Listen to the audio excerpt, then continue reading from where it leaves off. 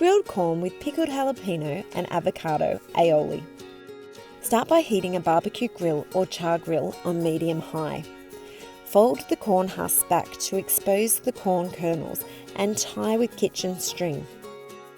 Then remove the silk and wrap the husks in foil. Drizzle the corn with oil and cook, turning occasionally for 10 minutes or until tender and lightly charred. While the corn is cooking, make the aioli.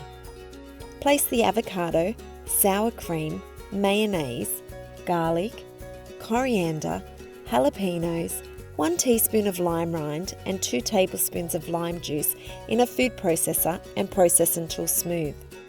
Before serving, remove the foil from the corn husks. Sprinkle the corn with lemon pepper seasoning and top the jalapeno mixture with extra jalapeno slices and sprinkle with paprika.